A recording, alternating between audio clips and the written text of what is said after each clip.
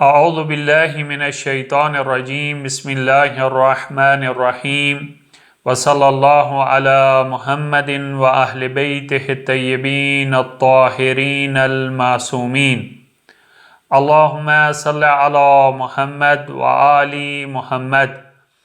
گزشتہ درس میں ہم نے بیان کیا تھا کہ کوئی بھی لیکوڈ ہے، کوئی بھی سائل ہے، اس کی بنیادی طور پر دو اقسام ہیں، یا تو اس پر پانی کا اطلاق کیا جاتا ہے یا اس پر پانی کا اطلاق نہیں کیا جاتا، ہرگز اس پر پانی کا اطلاق نہیں ہوتا۔ جیسا کہ دودھ ہے، دودھ کو پانی نہیں کہا جاتا، جیسا کہ پٹرول ہے، پٹرول کو پانی نہیں کہا جاتا۔ تو اس کو جو ہے جس پر بالکل ہرگز پانی کا اطلاق نہیں کیا جاتا، یا دوسری قسم یہ ہے کہ جس پر پانی کا اطلاق کیا جاتا ہے۔ ابھی پانی کا اطلاق اس پر حقیقتاً ہوتا ہے یا اضافت کے ساتھ ہوتا ہے، اس کی پھر دو قسمیں ہیں۔ ہم نے کہا تھا یا مطلق پانی ہوگا یا مضاف پانی ہوگا۔ تو یہ تین قسمیں ہمارے سامنے آ گئی کہ ایک وہ ہے کہ جس پر ہرگز پانی کا اطلاق نہیں کیا جاتا، پھر یا پانی کا اطلاق کیا جاتا ہے تو یا مطلق پانی ہے یا مضاف پانی ہے۔ تو آج ہم ان کے احکام بیان کریں گے۔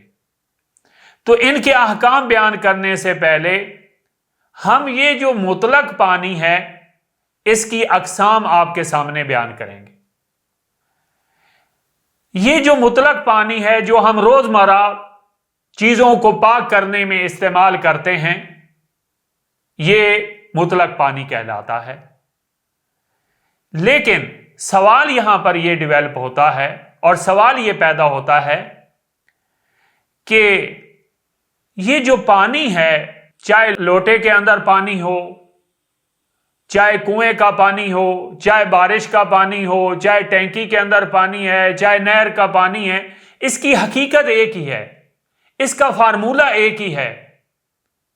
تو پھر ہمیں اس علیحدہ علیحدہ اقسام بیان کرنے کی کیا ضرورت ہے؟ فقیہ یہ پانی جو مطلق پانی ہے اس کی 5 اقسام فقیہ کیوں بیان کرتے ہیں؟ دراصل ہے کہ اس کی حقیقت ایک ہی ہے۔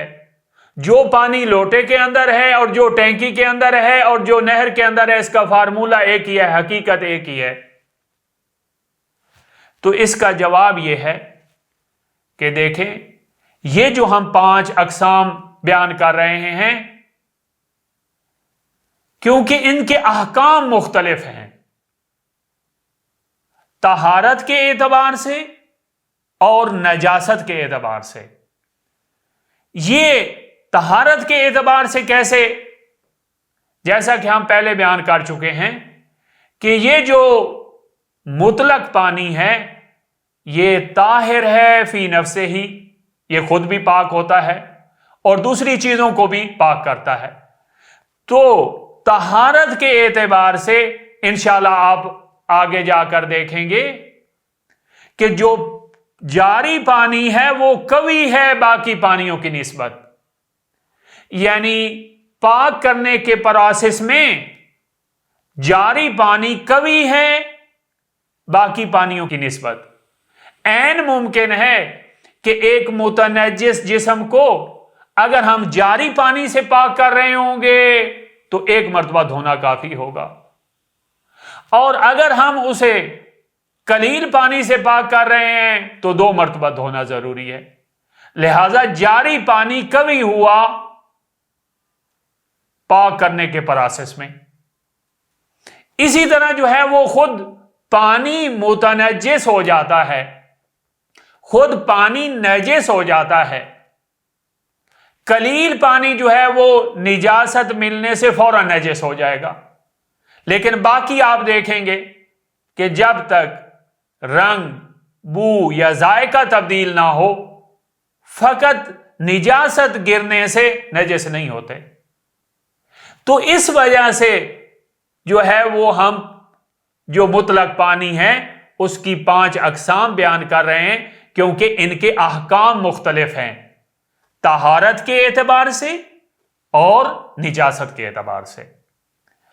ابھی جو ہے وہ ہم آپ کے سامنے 5 قسمیں بیان کرتے ہیں۔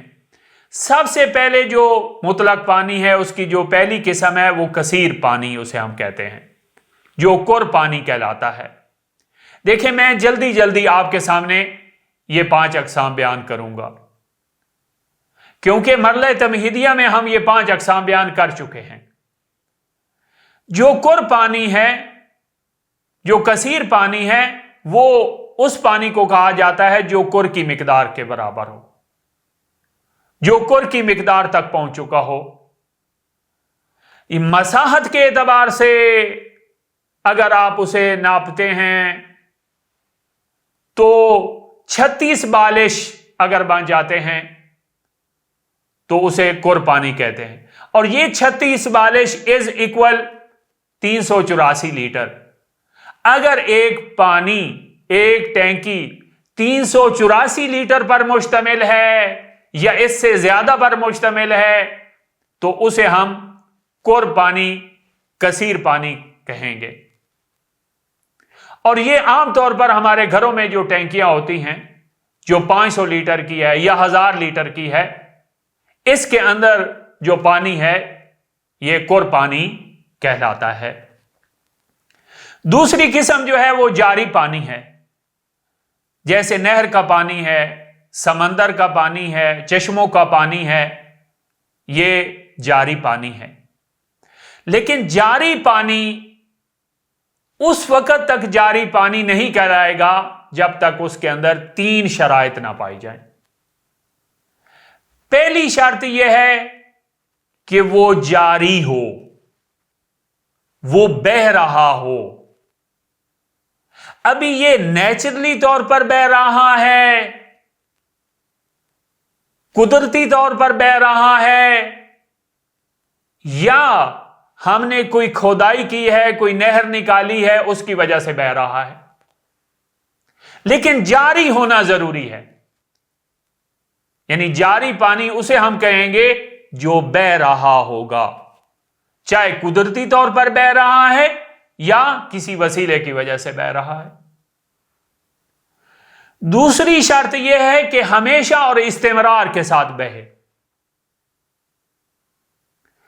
یہ ضروری نہیں ہے کہ پورا سال بہتا رہے، اگرچہ موسم کے کچھ حصے، سال کے کچھ حصے میں ہی بہے، سردیوں میں بہتا ہے، گرمیوں میں بہتا ہے، اتنا ہی کافی ہے، لیکن استمرار کے ساتھ بہتا ہے، یہ دوسری شرط ہے۔ اور تیسری مین شرط یہ ہے کہ جب یہ پانی بہہ رہا ہے، جاری ہے، تو اس کا مطلب یہ ہے کہ اس کا کوئی منبع ہے، کوئی مرکز ہے جہاں سے پیچھے سے پانی آ رہا ہے۔ یہ تو جاری ہے، یہ تو جا رہا ہے، بہہ رہا ہے، تو اس کا مطلب یہ ہے کہ اس کے میننگ یہ ہے کہ کوئی منبع ہے، کوئی مرکز ہے جہاں سے پیچھے سے یہ پانی آ رہا ہے۔ وہ جو منبع ہے، وہ جو مرکز ہے، وہ نیچرلی ہونا چاہیے، وہ قدرتی ہونا چاہیے، وہ اللہ سبحانہ و تعالیٰ کی طرف سے ہونا چاہیے۔ جیسے جو ہے وہ چشمے کا پانی ہے، تو یہ جو اس کا منبع ہے، جو مرکز ہے، یہ نیچرلی ہونا چاہیے۔ تو یہ 3 شرائط جب پائی جائیں، ایک تو یہ ہے کہ وہ بہہ رہا ہو، دوسرا استمرار کے ساتھ بہے، اور اس کا مرکز اور منبع اور ماخذ جو ہے وہ نیچرلی ہونا چاہیے۔ یہ 3 شرائط اگر پائی جاتی ہیں تو پھر ہم اسے جاری پانی کہیں گے۔ بارش کا پانی یہ تیسری قسم ہے۔ جب بارش برس رہی ہو، برسنے کے دوران جو پانی ہے یہ بارش کا پانی کہلائے گا۔ اگر بارش تھم جاتی ہے، بارش رک جاتی ہے، اس کے بعد ہم دیکھیں گے وہ جو بارش تھمنے کے بعد اور بارش رکنے کے بعد پانی ایک جگہ پہ جمع ہو گیا ہے، اگر وہ کر کی مقدار کے مطابق ہے تو ہم اس پر کر والے احکام لاگو کریں گے اور اپلائی کریں گے، اور اگر وہ قلیل پانی کے مقدار کے برابر ہے، کر سے کم ہے، تو ہم قلیل کے احکام اس پر جاری کریں گے۔ بارش کے پانی کے احکام تب ہوں گے جب بارش ہو رہی ہے، جب بارش برس رہی ہے۔ جب بارش تھم جائے گی تو پھر ہم اسے بارش کا پانی نہیں کہیں گے۔ اس کے بعد ہے کنویں کا پانی، جو معروف جو کنویں ہوتے تھے قدیم زمانے میں، اسے ہم کنویں کا پانی کہتے ہیں۔ اس کے بعد جو ہے وہ پانچویں قسم ہے قلیل پانی۔ یہ وہ پانی ہوتا ہے جو کور کی مقدار سے کم ہو، یعنی 384 لیٹر سے جو پانی کم ہوگا وہ قلیل پانی کہلائے گا۔ جیسے گلاس کے اندر پانی ہے، جیسا کہ لوٹے کے اندر پانی ہے، یا اور کسی گھریلو برتن کے اندر جو ہے وہ پانی پڑا ہے، تو یہ جو ہے وہ قلیل پانی کہلاتا ہے۔ ابھی ہم ان پانچوں کے آپ کے سامنے جو ہے وہ ایک جملے کے اندر آپ کے سامنے حکم بیان کرتے ہیں۔ ان پانچوں اقسام کا جو حکم ہے نجس ہونے کے اعتبار سے، وہ ایک جملے میں آپ کے سامنے بیان کرتا ہوں۔ دیکھیں، یہ پانچوں اقسام جو آپ کے سامنے بیان کی ہیں، اگر ان کے اندر نجاست گر جائے تو اگر قلیل پانی ہے تو نجاست گرنے سے فوراً نجس ہو جائے گا، اور اگر قلیل نہیں ہے، باقی چاروں اقسام ہیں، کثیر ہے، جاری ہے، بارش کا پانی ہے، کنویں کا پانی ہے، تو یہ اس وقت تک نجس نہیں ہوں گے جب تک رنگ، بو یا ذائقہ تبدیل نہ ہو جائے۔ ان تین تبدیلیوں میں سے کوئی ایک تبدیلی بھی متحقق ہو جائے تو یہ تب نجس ہوں گے۔ فقط نجاست گرنے سے یہ پانی نجس نہیں ہوں گے چاروں۔ تو یہ جو ہے وہ پانی مطلق کی 5 اقسام آپ کے سامنے بیان کی اور ان کا حکم بیان کیا۔ اس کے بعد جو ہے وہ مضاف پانی کا کیا حکم ہے؟ مضاف پانی کسے کہتے ہیں وہ ہم بیان کر چکے ہیں، جیسے ناریل کا پانی ہے، گلاب کا پانی ہے، یا اور کوئی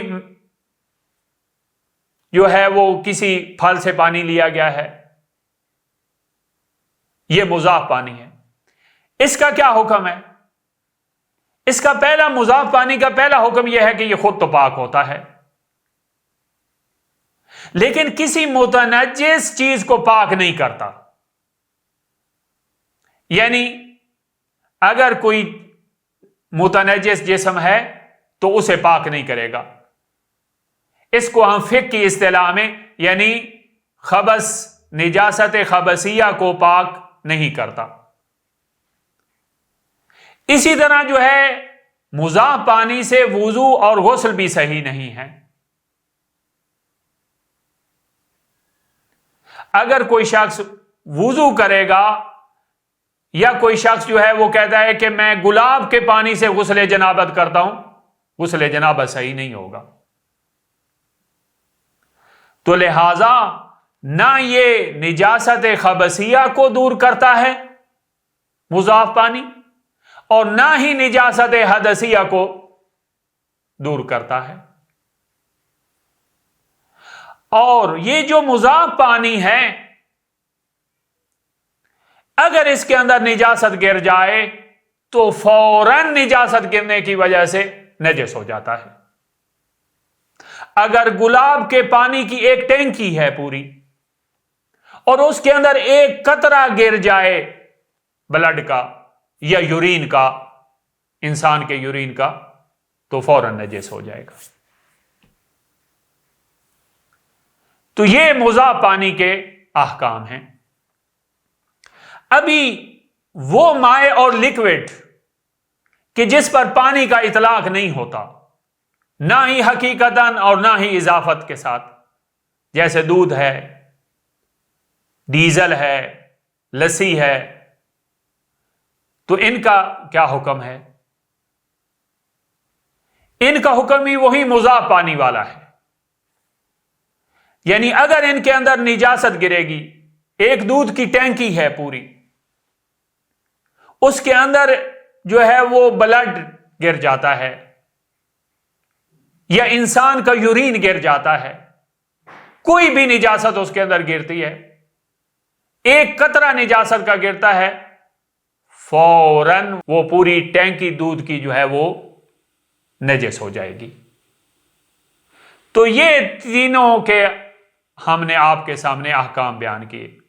مطلق پانی کی اقسام بیان کی اور ان کے احکام بیان کیے، مضاف پانی کا حکم بیان کیا، اور اسی طرح لکوڈ جو ہے جس کے اوپر پانی کا اطلاق نہیں ہوتا اس کا حکم آپ کے سامنے بیان کیا. اس کے بعد ہم آپ کے سامنے انتہائی اہم اور مور امپارٹنٹ مسئلہ آپ کے سامنے رکھنے لگے ہیں. وہ یہ ہے کہ کسی جھوٹے سے کیا مراد ہے. تو سب سے پہلے ہم جھوٹے کی ڈیفینیشن کریں گے فقہ میں، پھر ہم جھوٹے کے احکام بیان کریں گے. جھوٹا کسے کہتے ہیں فقہ میں؟ اگر کوئی انسان یا حیوان اپنے منہ کے ساتھ یا اپنے باڈی کے کسی حصے کے ساتھ بھی کسی لیکوڈ کو پیے یا ٹچ کرے، تو پینے کے بعد اور ٹچ کرنے کے بعد وہ لیکوڈ یا پانی یا سوپ یا شربت جو بچ جائے گا اسے ہم فقہ کی اصطلاح میں جھوٹا کہتے ہیں. دیکھیں، ضروری نہیں ہے کہ منہ کے ساتھ پیے، اگرچہ اس کے باڈی کا کوئی حصہ بھی ٹچ ہو اس لیکوڈ کے ساتھ، تب بھی اسے اس انسان یا حیوان کا جھوٹا کہا جائے گا فقہ میں. ضروری نہیں ہے کہ منہ کے ساتھ پیے. یہ تو فقہ میں جھوٹے سے مراد ہے. اس کے بعد اس کا حکم کیا ہے؟ اگر آپ خلاصہ مجھ سے پوچھتے ہیں تو اس کا خلاصہ یہ ہے کہ ہم دیکھیں گے کہ کس انسان یا حیوان کا جھوٹا ہے. جو اس انسان یا حیوان کا حکم ہوگا وہی اس جھوٹے کا بھی حکم ہوگا. اگر وہ انسان پاک ہے تو وہ جھوٹا پاک ہے، اگر وہ انسان نجس ہے احتیاط کی بنیاد پر تو اس کا جھوٹا بھی احتیاط کی بنیاد پہ نجس ہے. تو اس کی تفصیلی حکم ہم یہ دیکھیں گے. بنیادی طور پر ہم اسے دو حصوں میں تقسیم کر دیتے ہیں. یہ انسان کا، کسی انسان کا جھوٹا ہے یا کسی حیوان کا جھوٹا ہے. اگر کسی انسان کا جھوٹا ہے تو ہم دیکھیں گے کہ مومن کا جھوٹا ہے یا کافر کا جھوٹا ہے. اگر مومن کا جھوٹا ہے تو مومن کا جھوٹا پاک ہے، یا مسلمان کا جھوٹا ہے تو مسلمان کا جھوٹا بھی پاک ہے. بلکہ روایات میں ہے کہ مومن کے جھوٹے میں 70 بیماریوں سے شفا ملتی ہے. یعنی مومن کے جھوٹے میں 70 بیماریوں سے شفا ملتی ہے. لیکن ایک اور انتہائی اہم نقطے کی طرف آپ کی توجہ مبذول کروانا چاہتا ہوں. مومن سے مراد یعنی جو شیعہ اثنا عشری ہو، جو 12 اماموں کو مانتا ہو، اس کے جھوٹے میں 70 بیماریوں سے شفا ملتی ہے.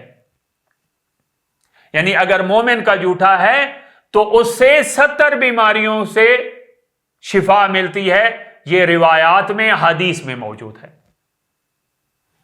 لیکن آپ کا ایک انتہائی اہم نقطے کی طرف آپ کی توجہ مبذول کروانا چاہتا ہوں. یہ جو شفا والی روایات ہیں کہ مومن کے جھوٹے میں 70 بیماریوں کی شفا ہے، اگر مومن کسی وائرل اور متعدی مرض میں مبتلا ہے تو پھر یہ شفا والی روایات کو آپ نے نہیں دیکھنا.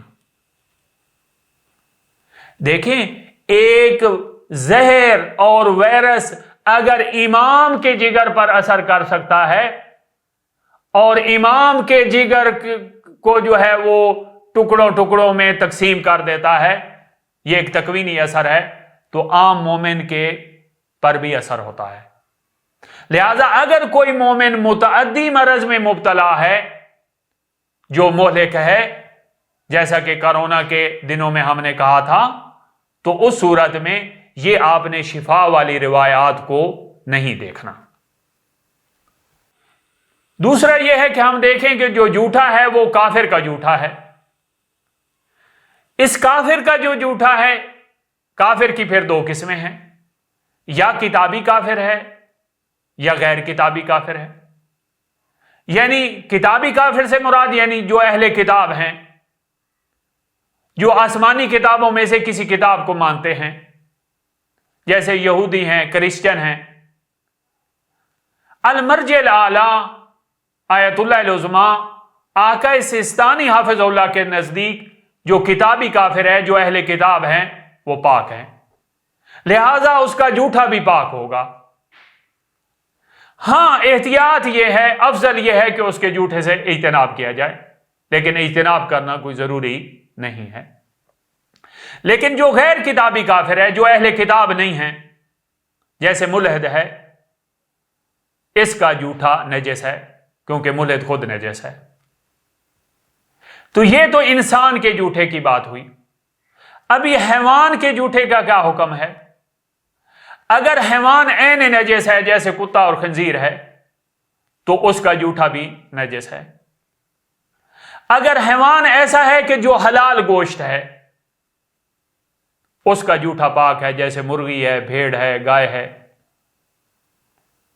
اگر آپ اسے اجتناب کرنا چاہتے ہیں، آپ کو کوئی حزازت ہے، کوئی جراثیم، بے شک آپ اجتناب کریں۔ ہم فقہی اعتبار سے کہہ رہے ہیں کہ جو حیوانات کا جھوٹا ہے، وہ حیوانات کے جو حلال گوشت ہیں، ان کا جھوٹا پاک ہے۔ اسی طرح جو ہے وہ حیوانات کہ جو حلال گوشت نہیں ہیں لیکن عین نجس بھی نہیں ہیں، ان کے جھوٹے سے جو ہے وہ اجتناب کرنا بہتر ہے، مکروہ ہے، ان کا جھوٹا مکروہ ہے، اور ان کے جھوٹے سے اجتناب کرنا بہتر ہے۔ اگرچہ مکروہ کے میننگ یہ نہیں ہے کہ اجتناب کرنا ضروری ہے، بلکہ اجتناب کرنا بہتر ہے، مناسب ہے۔ لیکن جو حرام گوشت جانور ہیں، اگرچہ عین نجس نہیں ہیں، جن میں سے بلی ہے، اس کا جھوٹا مکروہ بھی نہیں ہے۔ تو یہ ہم نے آپ کے سامنے جھوٹے کی اقسام، جھوٹے کی ڈیفینیشن اور جھوٹے کا حکم آپ کے سامنے بیان کیا ہے۔ والحمد للہ رب العالمین۔ اللہم صلی علی محمد و آل محمد۔